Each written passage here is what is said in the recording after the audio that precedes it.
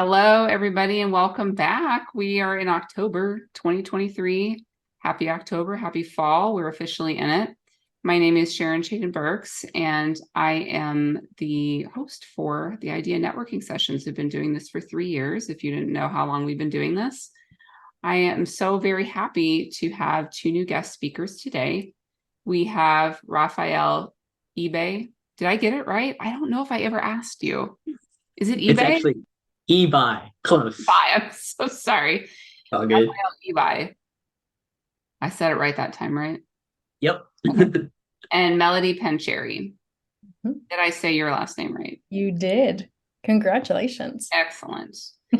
All right. So I am going to hand it off to Rafael. He's going to go first. And if you didn't know before you joined the session, both Rafael and Melody were frequent participants in the Idea Networking session. So this get together was part of their journey into instructional design and learning and development. So that just brings so much joy to my heart to know that my little corner of the world has been helpful to other corners of the world.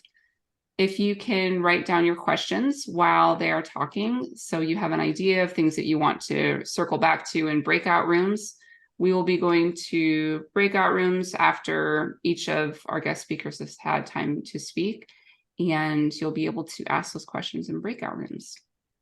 So, Rafael, I'm going to spotlight you, and you are free to share your Sweet. story. Oh, awesome. Well, first off, can you let me know in terms of like the time, how Yeah, long generally should I about go? 5 to 7 minutes. 5 to 7 minutes. Okay, then I'm gonna run through this. I created a slide deck. Can I share my screen? Yeah, let me make sure that Oh, you have, do you have hosting? I don't know if I need to do I think that. so. Let me Good. know if you see it. Wonderful. Okay. So I'm going to talk really fast because I have a lot to say. And first off, I just want to say thank you all for taking the time to join this idea networking session. Like Sharon said, this was so helpful and instrumental in my own career transition journey. Um, Share a little bit about my educator background. I taught ESL in South Korea. I was also a high school, I want to check that, a cool high school English teacher in Chicago. And you can see by my Nicolas Cage poster how cool I am. I was. And then I left the classroom in 2021. Basically, I was teaching in the pandemic, taught to a sea of blank screens. I just got really burnt out. I had no work-life balance. I would work during the day and then just to get home so I could work some more and grade papers or lesson plan, and then look forward to the weekend where we can work some more and do all the work that I wasn't able to do at work. So, as educators, you may be able to empathize. So with that, I just took some time to recharge. This was the summer of 2021. My wife had gotten a job in Los Angeles, and so that brought us up to LA. To me, I saw that as an invitation to, try something new. And also to just recharge and recover from the burnout that I experienced as an educator in Chicago. And so what I did was I read a lot. One book that really resonated with me was Laziness Does Not Exist by Devin Price.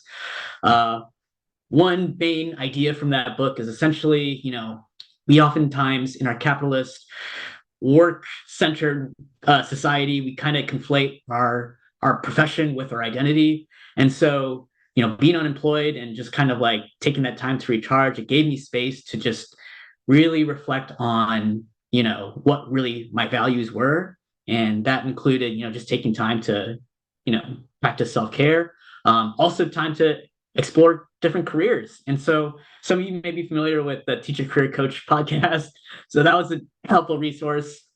Um, Another thing I did was I took part in America's fastest growing sport, which is pickleball. So I discovered my joy and passion for this cross between tennis and ping pong, and that really gave me a lot of joy and fulfillment in that arena, which I didn't have much time, uh, didn't make much time for when I was working. Moving on to my path to learning and development and instructional design. I did a bunch of upskilling. Kathy Moore's book on Map It, on action mapping, was really helpful in getting me thinking about like the ADDIE process and thinking about also like how to approach problem solving. I also attended different boot camps from EduFlow to Tim Slade's e-learning academy. And then there was Learn Awesome by Steve Coney, I believe his name is.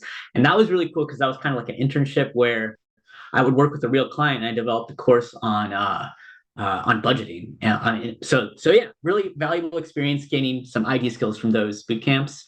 Then I developed a portfolio. And then as I touched upon earlier, I definitely took part. I was a frequent visitor to the participant of the IDEA networking alliance that Sharon has hosted, and that just gave me further opportunities to network and meet other people, other teachers who are transitioning, and so forth. In the meantime, I also did some contract work. I worked as an elementary school tutor at a school in LA. Gave me a just a nice glimpse into the school environment here. In addition, I also did some contract work as an ELA curriculum writer for an ed tech company. That gave me a nice little window into what it's like to work outside of the classroom. And so yeah. Then moving on to just touch upon my job hunt and interview process, did a lot of research, and looking at different positions. I would always translate my education skills to the specific L&D role.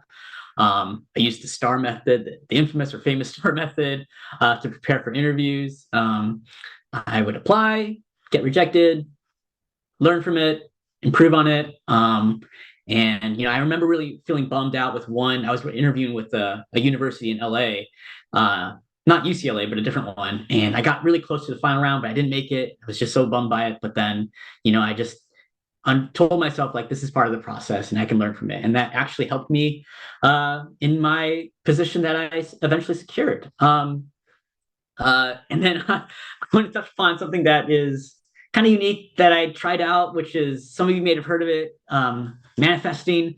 So around the time I had been reading Joe Dispenza's book, Becoming Supernatural, and it's a really interesting book that touches upon like epigenetics, quantum physics, neuroscience, and how it's related to the nature of consciousness and our connection to the universe.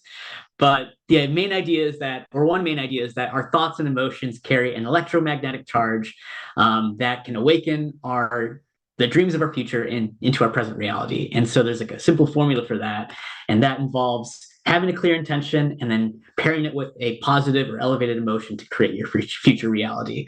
And so in my practice, I actually wrote out my intentions, which were, be able to use my teacher skills, have flexibility in work schedule and location, make equivalent income, have genuine work-life balance, which will allow me to be a good husband, father, and son, enjoy what I do, have strong community vibes, and allow me to, continue my skills and contribute to Pickleball Flow, which is my future side hustle as a pickleball coach.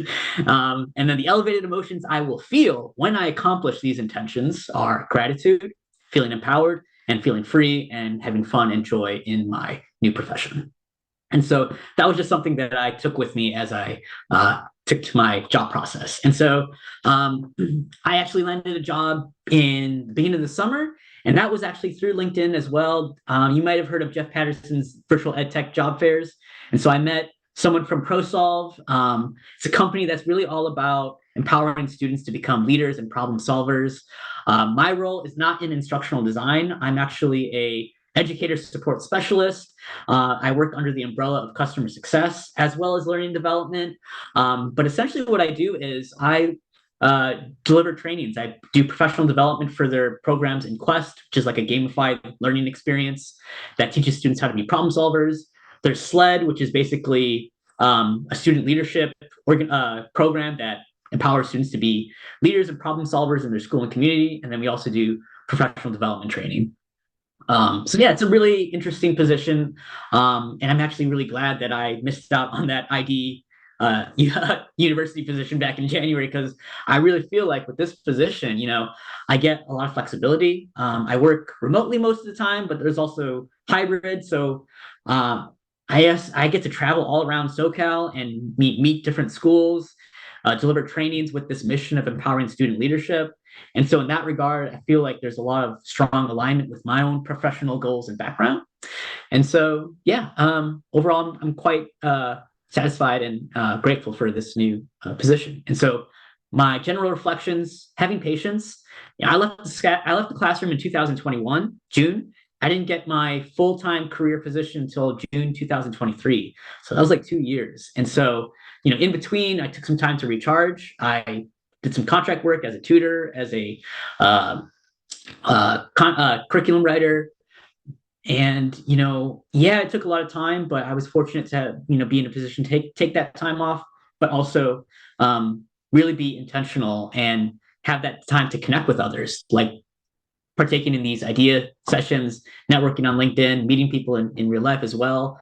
And then really having that intentionality that I really believe has helped me, led me to this new position where I can still use my teacher skills and still make an impact in the education environment. And so with the time remaining, I would love to do like a little intentional practice with you all, a little mindfulness exercise. What I want you all to do is I want you to think in your head, what is a clear intention that you have for your career transition journey? And then I also want you to think about an elevated or positive emotion that you'll feel with this intention. And so maybe perhaps if you can maybe just shout out, open your mic and say what your positive emotions are. You don't have to share your intentions, you can keep that private, but what might be some positive emotions we want to generate in this room together?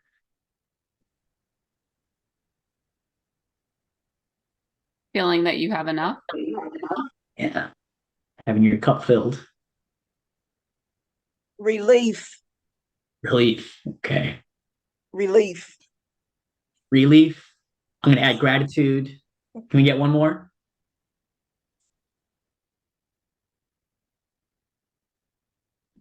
Joy. Love it. All right. So now what I want you to do is I want you to rub your hands really quickly, like this.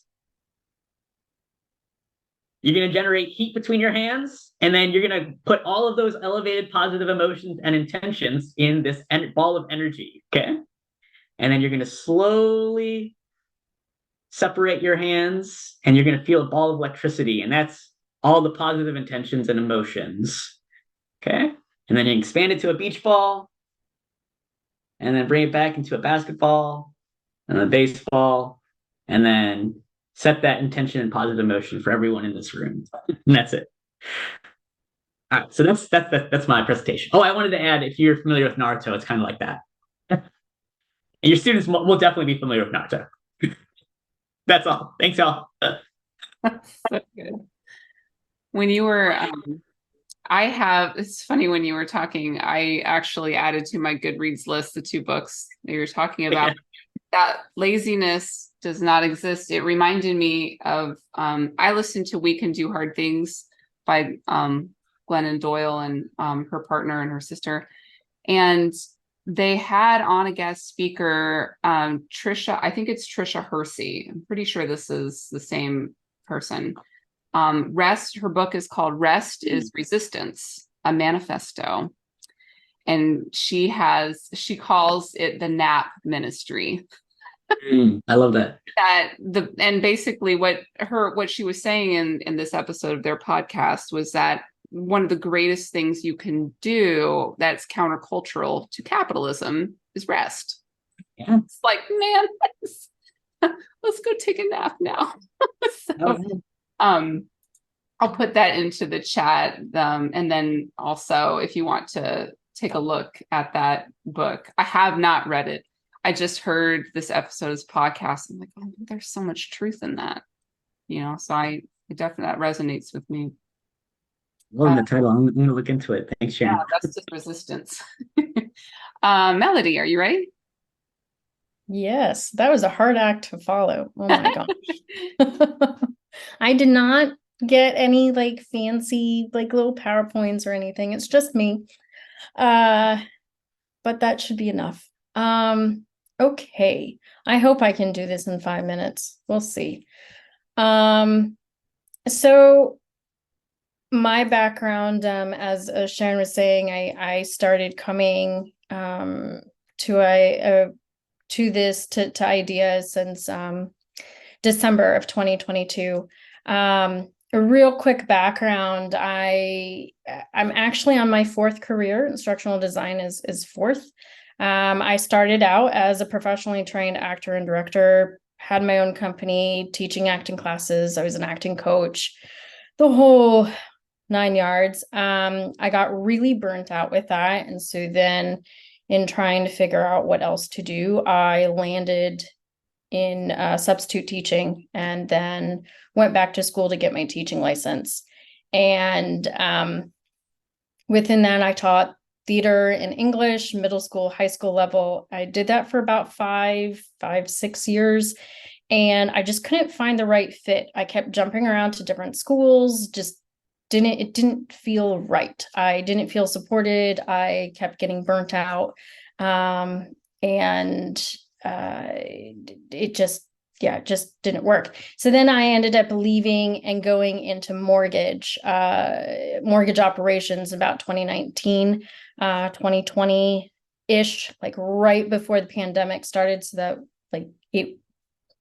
that was a really good place at a really good time for me. It was completely remote, which is what I was looking for. And during that time, I was asked to train. I found learning gaps that that my company had. They didn't have any training materials. And so I started creating them on my own. And when my managers got wind of it, they were like, hey, you used to be a teacher. How about you train? How about you actually, do all this? So that was my first introduction into instructional design and that kind of thing. I really loved it. Unfortunately, I got laid off in November 2022 from the mortgage industry. And what's funny about that is that I had originally started thinking last September, so a year ago, that I was really interested in instructional design and I wanted to make that change, but I was like, no, I know things are weird with the mortgage industry, but I want to stay. I don't want to be hopping around and, I want a place. But unfortunately that was not the right thing. So I got laid off, on a Friday morning, and I took some time, like an hour or two, feeling sorry for myself, and then was like, okay, I got to do something else. I can't not work. So I actually redid my resume and my LinkedIn profile that same day and started applying, which probably was not a good idea because I wasn't in the right headspace to do that. I ended up working with a resume writer in December because it was really difficult for me to turn my resume from teacher speak into what works for learning and development and for instructional design. It is literally night and day from my first resumes that I sent out to what I was sending out closer to when I got my job. I started signing up for, I signed up for IDEA. I did TPLD on LinkedIn, other LinkedIn and Facebook ID groups. I was trying to immerse myself completely within this field. I will say that this is one of the most welcoming fields that I have ever experienced. People were coming out of the woodwork just wanting to help me, wanting to get on a Zoom call, wanting to just, vent. Let me vent, let me find out information of like how to get into their field. It was really, really awesome. Like Rafael, I was in an EduFlow Academy course. I feel like that really helped. And let's see here, what did I do? As I was applying and updating my resume and getting rejection after rejection, trying to stay in a really good headspace, I realized that I needed to get a portfolio. So I signed up for Articulate 360. I already had Adobe Creative Suite, Camtasia, FreePic, which is a stock photo site. And I just started creating things on my own. And I really tapped into my creative side from what I had back in the theater industry. I hadn't had that creativity in a very, very long time. And I also created LLC, my own company. I've had my own company before, to kind of start freelancing. And so in March, I ended up reaching out to two of my friends who are in the medical field, and because that I had narrowed down what I wanted to do, that I knew I wanted to do corporate And I wanted to be in the medical field because I wanted something that was recession proof, pandemic proof, and that would give me the opportunity to work from home and give me that flexibility. And so my two friends worked in the medical field, and so I asked them if I could work with them on creating some training pieces. So I volunteered my time, not only to teach myself how to do it, but also to help them, and also got the permission to be able to put it up on my portfolio. So I had real projects working with real SMEs, subject matter experts, real companies, like just everything. And then I was able to take that experience and talk about it in my interviews. And I think that really definitely helped. I also found conferences. I signed up for ATD, Association of Talent and Development. They have an international conference every May. So I went there on my own dime, which is really expensive. But I was able to network. I was able to meet people in person, like the people that I was following on LinkedIn, like Tim Slade and Karen North. And that was really awesome. I went to their sessions and I actually talked to them face to face. And it made me feel like, yes, I am in the right place. I am supposed to be doing this. And it just kind of lit a fire underneath me to just keep going. So I ended up, what's interesting is, so I got a job in, they offered me the job at the end of June. I ended up not starting until the middle of August. I had negotiated a later start date. What's interesting with that is that I applied to this company so many times. I had friends that work there, currently work there. They put in referrals for me. And I was getting interviews, and I interviewed for about 3 different departments. The 3rd department is the one that finally said yes. And I remember telling them in my interview, I've been interviewing for different departments. I'm just trying to find the right department for me that works for me, that will work for you as well. But that's what I'm looking for. And let me just tell you, this is absolutely the right place. I'm in a team I'm one of 8 people. I'm a learning experience designer. There's a senior learning experience designer who has 20 plus years in the industry. My manager, and then 5 trainers. And so we do a mix of it's all virtual online learning. So I'm creating digital courses through using Rise and Storyline. And but then our trainers do both a virtual and like Zoom calls, team calls, and that kind of thing to help our new associates along the way. I'm working on the clinical side. I have no medical experience or no medical background, so it doesn't necessarily mean that if you don't have that background, then you can still just try and hope. I do want to mention, because something that's really difficult, I know, for women is negotiating. And they ended up offering me a salary that they said was at the top of what they could offer. I still asked, as scary as it was, I still asked for $5,000 more. And they came back accepting it without any further negotiation. So you just never know. On what they can or cannot do. So I always say ask, because they can always say no, but what's the harm in asking? You don't know if they can move anything or not.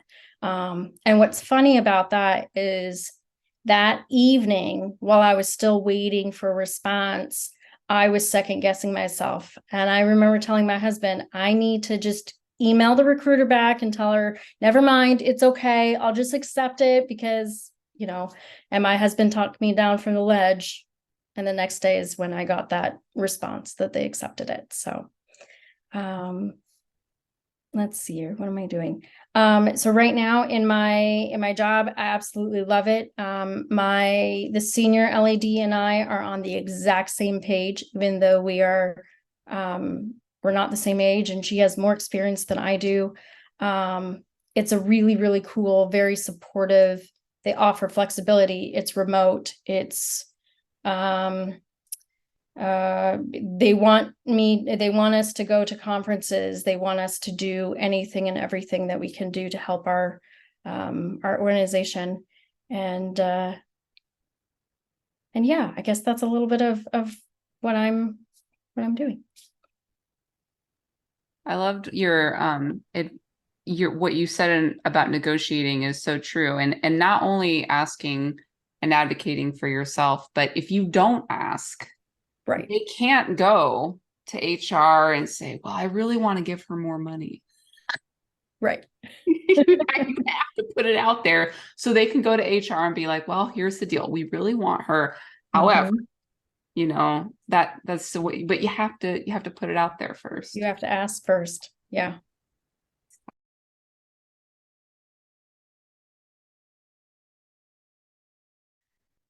Okay, welcome back, everyone. Before we get into the Q&A, I want to let you know when our next session is going to be. Our next session is Tuesday, November 7th, 7 to 8 p.m. If you are not familiar with our schedule, we do this the first Tuesday of every month, unless there's some kind of weird travel that I have to do. So I'll put the registration link for that in the chat. I think that should work. If it doesn't work, let me know. So I hope that you'll come back and let me know how it's going, especially you, Kit. I want to know, Kit, where you land. Let's see where you end up. I hope that I will have good news in November. Oh, I would love that. I would love that so much. And oh, excellent. I see people putting in their LinkedIn profiles in the chat. Thank you so much for doing that. Let us end with a couple minutes for questions. Are there questions out there that you'd like to ask the group? I have a really quick one. I really like the idea of the volunteering for what Melody said about, reaching out to your friend. And I just, started thinking, who can I reach out to? But when, I saw the Design Humanity LinkedIn page, and I click on the link, and it just doesn't work for me. And I Google search it, it doesn't have anything. So okay, let me see if I can find their website because they do have one. Let me look into that. I had a question. I had a question for Rafael. Rafael, can you talk to us a little bit about that period when you weren't when you were in between teaching and getting a full-time job? Can you talk to us a little bit more about how, I know you mentioned you had time to recharge and you were also doing some other jobs. Can you just talk a little bit about how you put food on the table during that time? It's a really good question. So that's why, I had mentioned, I was fortunate to be in that position to do that. So my wife got a position at a university in Los Angeles. And so she was supporting us financially during that time in that regard. And then I would support as well through the contract work, working as a tutor for an LA elementary school, and then also as a contract curriculum writer for an ed tech company to help contribute. But yeah, so I was just fortunate to be in that position to do that. That said, I can also share you in terms of where my head and emotions were during that time, because it was a lot. I feel expectations from my family, from society, for myself, to not have a job during that time. And so that's why reading a book like Laziness Does Not Exist, or the book that Sharon had mentioned, Rest is Resistance, I felt in a way it's kind of making a statement on the importance of valuing, things that are beyond, what your financial contribution is. One part of that book of Laziness Does Not Exist, which is like, think of our pets, right? We love them. They don't make money. We're not mad at them because they don't make us money or put food on the table. They're there. And so like there's an inherent dignity and love that we all deserve. And so having that book and having that time to just kind of like recharge and rest and find joy outside of work, like doing pickleball, for example, was really valuable. And I would say it contributed to where I am now. It doesn't always have to follow a linear path. Like at the time, I would also compare myself. Other educators, like, oh man, they got a job and they're still a teacher. Like, wow, what's taking me so long? And so it's like, there's something wrong with me. So like, but we all have our paths, and the only way we find it is by walking that path. So just something I wanted to share from my experiences. Rafael, I appreciate your honesty about that so much, and I just really appreciate that. Thank you. I love that. Like you're like we all have our own path, and you only know what it is by walking it. Thank you, and I appreciate you being honest about your headspace. Sure. Thank you. I looked to see if I could find, I wonder if that group is disbanded because their website does not work, like Kit said. It used to be this really hot mentoring program. So I'm not sure if it's not meeting anymore. No idea. If I find out, I can put that in follow-up communications, maybe when this video is released. Any other questions? We have just a couple minutes left. All right, well, I kind of have one.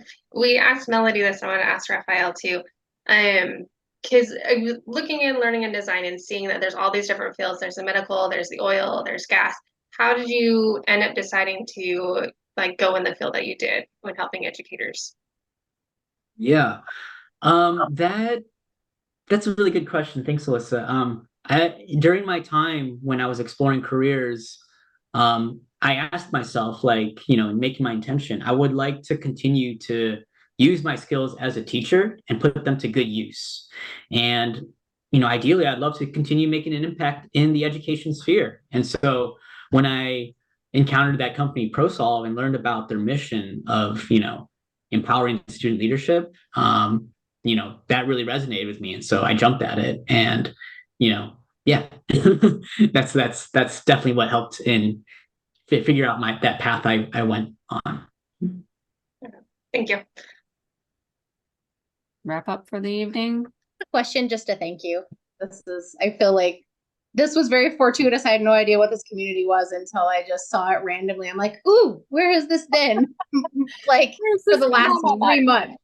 So yeah, I'm recovering from a layoff. I got laid off in June from my job. I thought I had transitioned out of teaching. Well, the layoff says otherwise. I'm just on my next iteration here. So I'm so glad that you chose to come.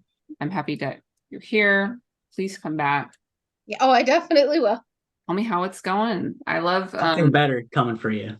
Absolutely. It's true. It's true. I felt like I was sort of getting into the L&D piece because I was supporting students, which was very natural to me in their career changing program. So now it's time for me to make a career change. So take all the advice and everything that I was helping students with and taking my own advice. Perfect. Like we all should be doing when we're teaching, right? Like this is how we should be talking to ourselves and encouraging ourselves. It's time to do it on ourselves instead of other, our students. So Totally.